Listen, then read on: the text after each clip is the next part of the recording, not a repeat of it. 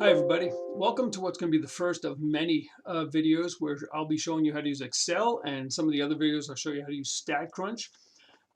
We're going to learn how to use Excel to make our lives easier. I really don't want you to use a calculator to do these. If you're really set on it and you want to, if you have yourself a nice graphing calculator, the TI-89, if you know how to use it, by all means do so. I personally don't know how to use it all that well.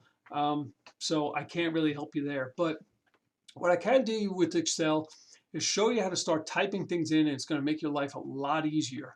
StatCrunch, same idea. I'm still learning how to use that with some functions, so those videos aren't as many, but I'm working on it. Okay, so here's our problem. It's problem from section 2.1. It's problem number 7, and it's asking you basically to complete the frequency table.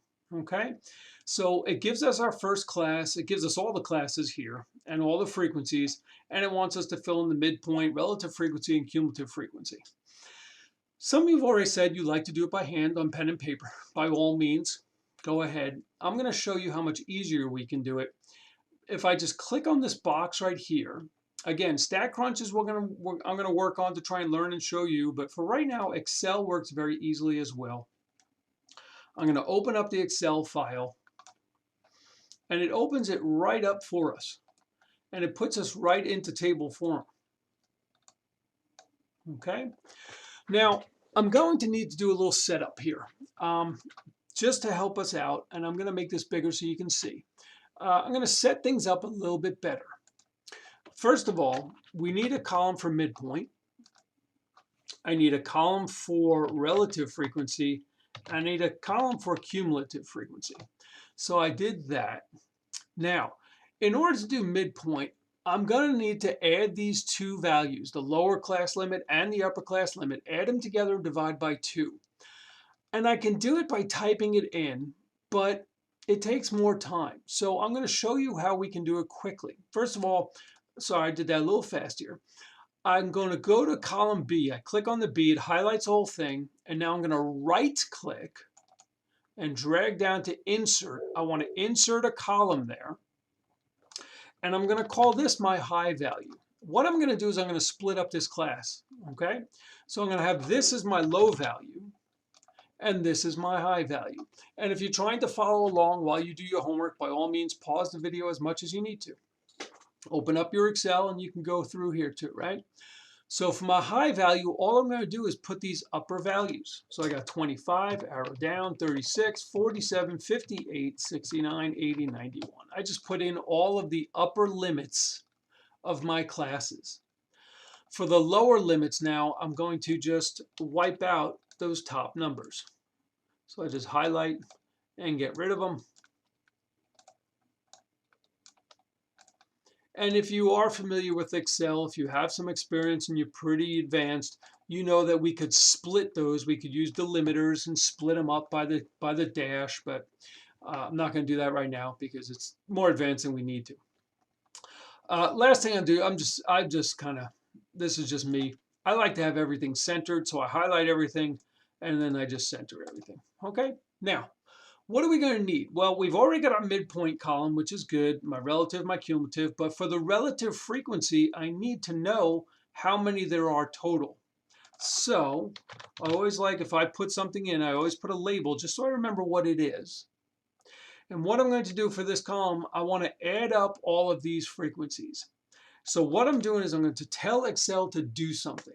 And when you tell Excel to do something, as opposed to just typing in, like I typed in midpoint, relative, cumulative, I just typed those in. They're not doing anything.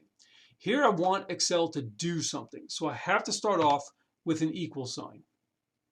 And what I want it to do is add up all these numbers. So I can start typing them in if I like. 18, 45, 66, 67, whatever, blah, blah, blah. But, you know, and that works out for here. But what happens if there's 2,000 numbers, right? I don't want to sit here and spend a day and a half typing in 2,000 numbers. So what we can do is just this. I'm going to use the sum function. Sum means to add them all up. And as soon as we start to type in the word sum, Excel will put out some suggestions. So you can either finish typing in the word, if you know the actual formula function word, You could type in the whole thing, or you could just begin to type it and look. So I typed in the letter S, and I can look through here, and there are just so many functions that begin with S, I don't see it yet. But if I type in the U, hey, here it is, here's sum.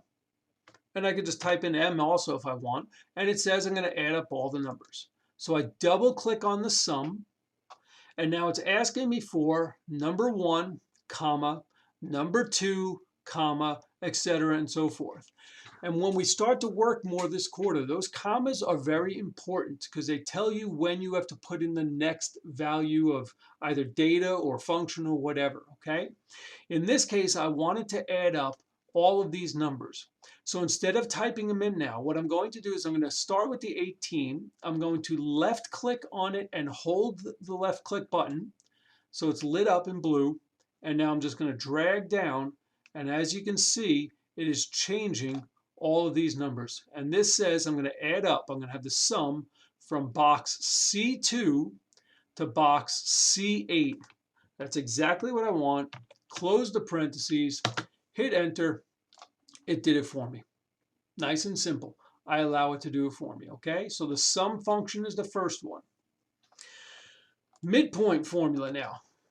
So now we're going to add up the low and the high and divide by 2. And again, we can do it since we have to add and then divide. Order of operation says we'll need parentheses. I can type them in if I like and get 20. And then I'd have to do that for every one of these, right? Just type it in, add these together, divide by 2, etc. and so forth. But again, if I have 100 of them, that takes forever. I don't want to do that. What I want to do is hit equals, and I wanted to take this box here, whatever number is there, and add it to this box here. Now I forgot parentheses, so I'm going to go back and put, whoops. I tried to type it in, I'm sorry, I tried to type it in without the parentheses, so I need the parentheses. And then I want to divide by 2. And I get the same value that I had before, okay? Again, I'm going to delete it. Let me show it again. Equals, parentheses this time, 15 plus 25, close the parentheses, divide by 2, and I got 20. And now here's the trick to save us some time, because I don't want to do it every time. I'm going to click on that box again. So I have it here. And again, if you click up here now on the formula, it shows you what it did. The blue box, this one, the red box, this one, it added them together, divided by 2. If I were to change one of these numbers, it'll automatically change the midpoint. Watch this. Let me change this to 18. And right away, it changes it for me. Which is why it's great to use the formulas. And this way, it automatically recalculates for you instead of you having to go back. Now, when I have it on this box, notice in the corner here, there's like a green little box in the corner, little box there. That's what we want. And notice my cursor is a big plus sign, but as I move closer to that corner, it changes to a small plus sign, and that's what I need. I'm now going to take that little corner box. I'm going to left click and hold, and I'm going to drag it down and let go, and it fills in all the rest of them for me. Look at what had happened. If I click on this box and see, it added these 2 and divided by 2. It added these 2 and divided by 2. So as I moved down, as we moved down from this box to this box to this box, it moved down adding these 2, row 4, row 5, row 6. As we had the formula move down, it took the data moving down. Here's all my midpoints, and I'm done with midpoint. Nice and fast. My relative frequency now is what? It's equals, because I'm doing something, the frequency divided by the total. And I hit enter, and I got my value.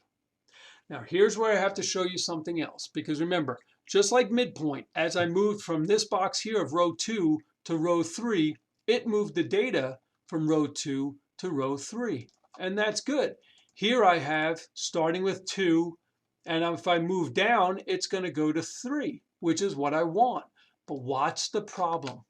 Watch what happens as I drag, take that little corner, click, left click, and drag down, and now I got an error. It says I'm dividing by 0 or something that isn't there. And let's take a look, because look at what happened. As I moved down here, I wanted the second box. It moved from row 2 to row 3, which is correct. But it also moved from row 9 to row 10. And that's not what I want. I want it to divide by 365 every time here. So it'll be 18 divided by 365, 45 by 365, 66. Every single one of them has to be by 365. I need to have this one every time. Well, what I can do is I can either type 365 here and then drag the formula down. That will work. But I want to show you something. What I want to do is I want to lock in this 365. It's called I want to anchor it, so that as I move down here, these values move down, but this one is anchored. It doesn't move. And the way we anchor it is I'm going to stay in column C. I don't have to worry about moving left to right, so I don't have to worry about any of that. But in column C, I'm going to Shift F4 to put a $sign there. That $sign is called an anchor.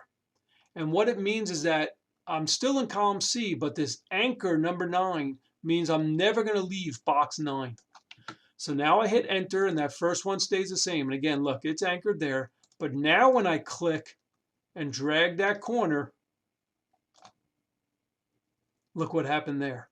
And let's take a look at the second box. Look what it did. C3 divided by C9. It's still anchored. C4. So as I moved down, this one moved down, but the red box always remained the same. And that's exactly what I want for every single one. So that anchor is going to be very important for the rest of this quarter when we start to do things like that. When we're doing standard deviation, which you're going to see in the next section as well, we have to have certain things locked in. Okay? Now, relative frequency, let's just finish up. It says it wants it to the nearest hundredth. I only want 2 decimal places then. I'm going to go right up here because some students, when you're working so quickly, you mess up your rounding off, right? Look what up here. I'm going to go right above the number column. I'm going to click on this one, which says decrease the decimal. Going to hit it again. Going to hit it again. I now have it to 2 places. That's exactly what I want. There's my hundredths. I can now do my cumulative frequency. Now in this case, it wants cumulative frequency, not cumulative relative frequency. Cumulative frequency just means to add up the frequencies as you're going on. It's a running total, right? Like you're buying things at the supermarket. So first it's $18, but then you spend another $45, so you have to add those together. And then you spend another $66, so you have to add those together. Cumulative relative frequency would mean I'd be adding the relative frequencies. So first I'm at 5%, then I have another 12%, then another 18%. So be careful what the question's looking for. In this case, my cumulative frequency, I'm starting off, I only have 18. But then the second box, I had 18 to start. And now I'm going to add to it 45 more. So it's these two. And I now have a total of 63.